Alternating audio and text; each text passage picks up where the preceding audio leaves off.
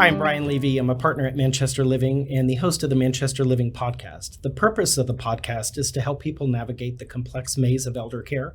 There is a lexicon of elder care terms on the website at manchesterlivingpodcast.com. Today, we are talking about preparing the family for the holidays, a touchy subject, but also a fun subject to educate the community about. But first, let's get to the new and noteworthy. If anyone knows me, I'm a crier, and I cry at Folgers commercials anytime we see the Budweiser Clydesdales. So, of course, this clip brought tears to my eyes, and I'm sure it will bring tears to your eyes as well.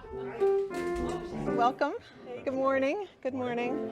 You already know Inhale on 4. the feeling Keep it going again. of having stuck in your head 1, 2. a song.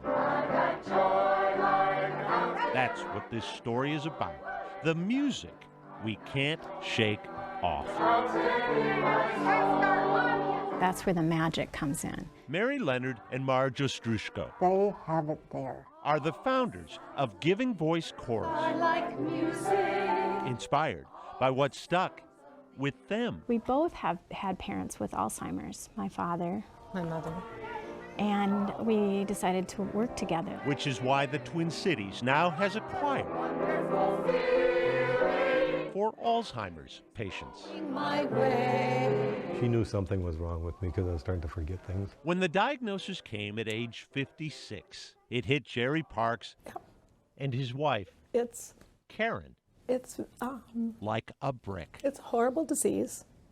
It robs its victims of themselves, of everything they are. But the thief that is Alzheimer's has a more difficult time prying away our songs. We know that music is stored in a part of the brain that's last affected by Alzheimer's disease. Love to have my fun. The emotions, the joy, the fun, the humor that came with singing when they were 18 or 24 or 40 comes back. Rehearsing weekly at MacPhail Center for Music, the choir is evenly split between memory care patients and their caregivers. Can't say it yet. Doris Sterner's condition causes her words to jumble. Again. It's frustrating. Sometimes she can't say it, Well, right? But she can sing the songs. Mother and daughter crushing stigmas together. It's just been uplifting. It's wonderful. Love me do. So don't fight that song stuck in your head. It's just there waiting for a day you may need it. Boyd Hupert, Carol 11 News. Oh, you rock. Minneapolis. Bravo. Music plays an important part in our lives from childhood all the way through. So let's keep singing, right? yeah. I'm excited to have my guest, Lilly Adrian, here today to talk about preparing for the holidays. Lilly is the owner of the Bridge of Time memory care program developer, trainer, and consultant. She's also an advanced grief facilitator. That's a mouthful. Lilly, who are you and what do you do? Brian, sometimes I don't know who I am, but what I do is love people through the journey of dementia with their loved ones. Grief plays a huge part of the onset of dementia, and I work with folks through that grief process. All families have, of all denominations, have family traditions that help feel a sense of belonging and family identity. Why are these especially important to families with dementia? Because, Brian, holidays are all around us. There are no ways of escaping what's happening because of the way America celebrates. And with our dementia residents, they see it, they feel it, and it's important that families know how to adapt to it with their present state. Sure, that's great. Lilly, how do we bring about that sense of belonging when they no longer have the cognitive ability to engage in those family traditions once very important to them? We all have those. We have to do this year. What do we do? I think number one is we need to realize they can engage. So often we think because they have dementia that they can't. It's us adapting those traditions that we've had for so long to what they can cognitively handle now. And recognize that it's okay to make those changes that we can still celebrate, but we've got to do it in their world versus trying to keep them in our world. The evolution of the holidays. Right. When you're working with someone who has any form of dementia, you must recognize that quality time together is better than not quantity. Very true. Very true. I think that we bring them together with us, with our families, and we think they've got to be with us throughout the whole event. It's not about spending time with them all day long, all evening into the next day. However we celebrate, it's about concentrating on the moments that they can spend with us and making the most of it. It's quality, not quantity any longer. And it's the guilt of, well, Mom, it's Christmas. I don't really want to leave before dinner. And so you get wrapped up in your own emotions rather than understanding it's the afternoon, it's early evening, they could be sundowning. Exactly. And we want to make sure that we take that guilt out of it.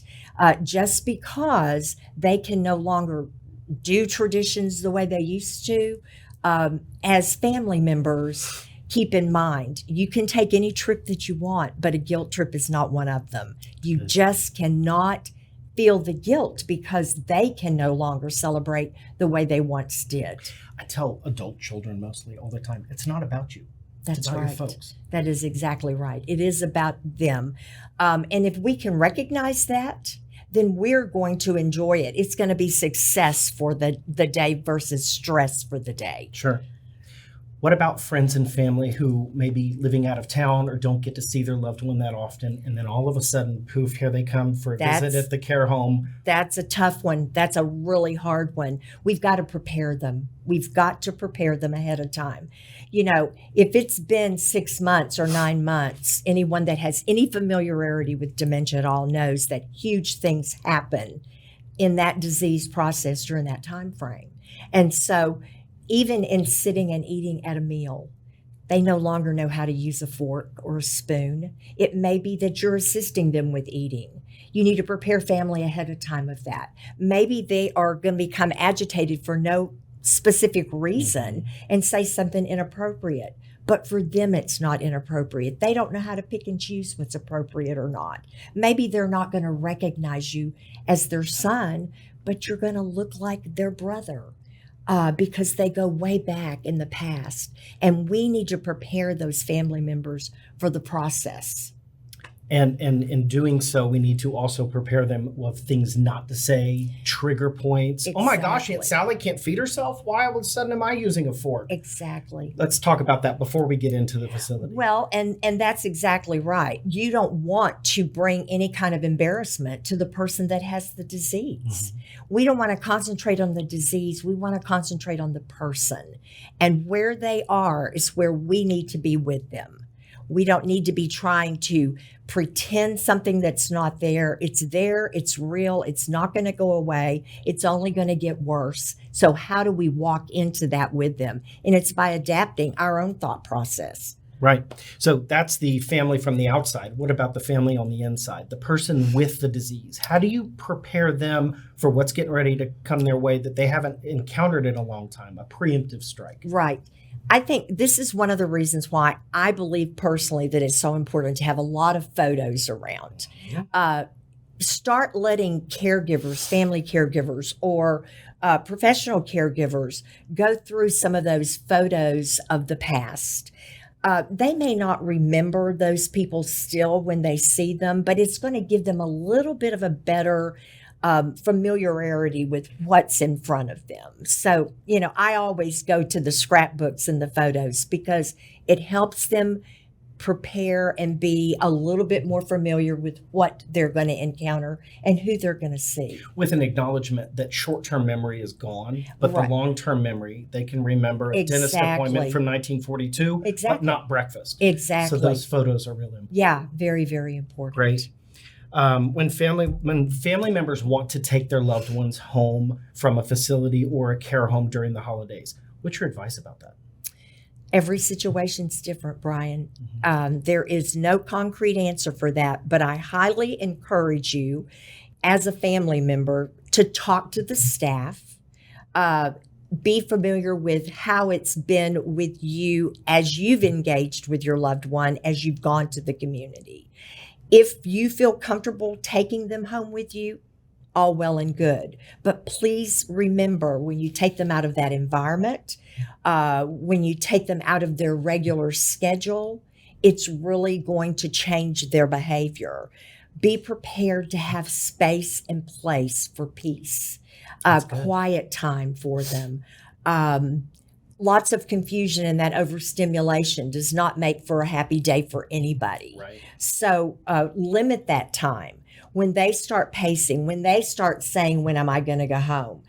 Don't interject, well, we're not through yet. Right. Instead, think about that process. Have a key person ready to be able to remove them from that situation.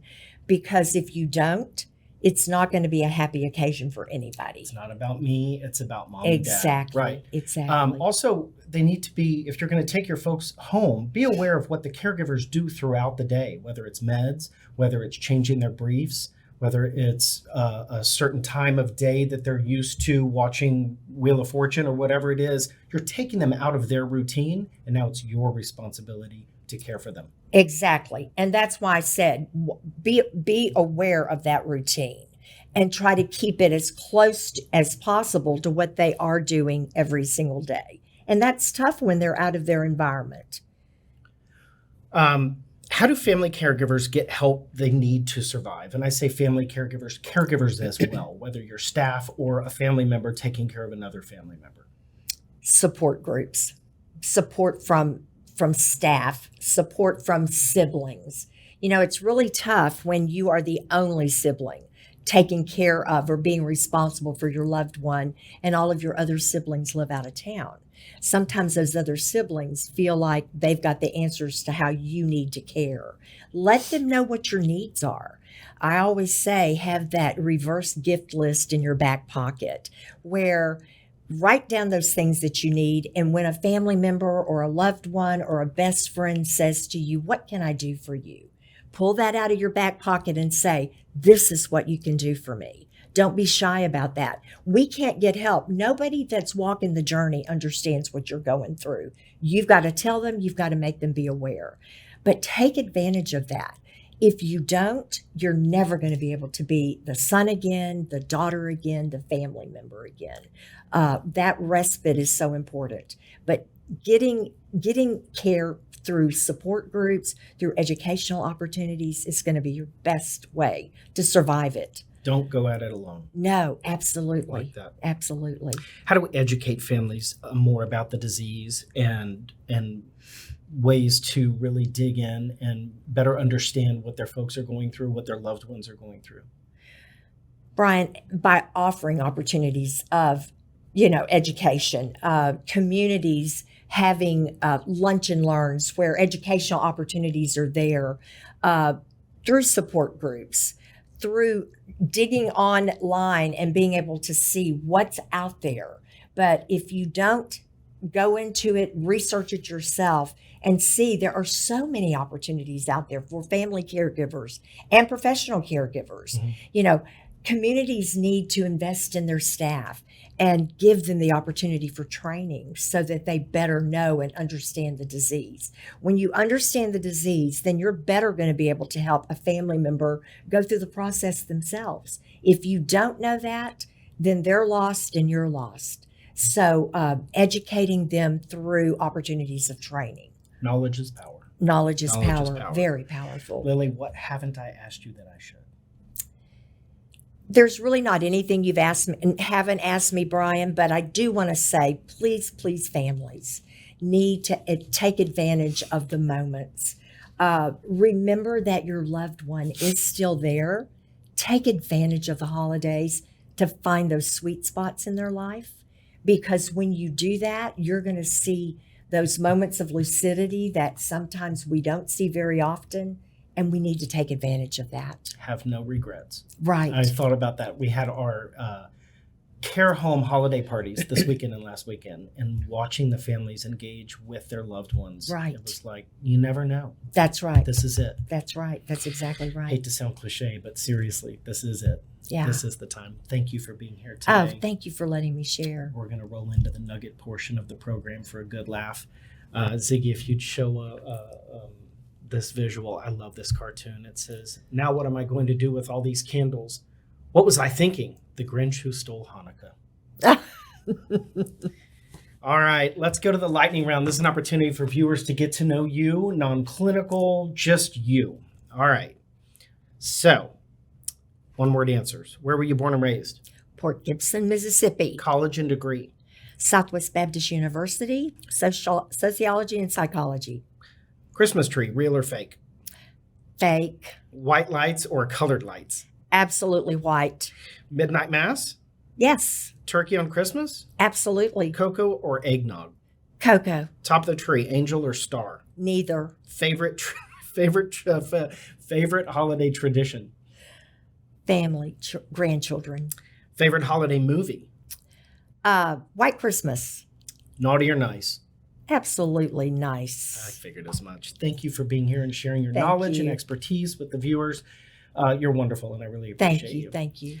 We will put Lily's contact information up on the screen if you have any further questions or want to reach out to her directly.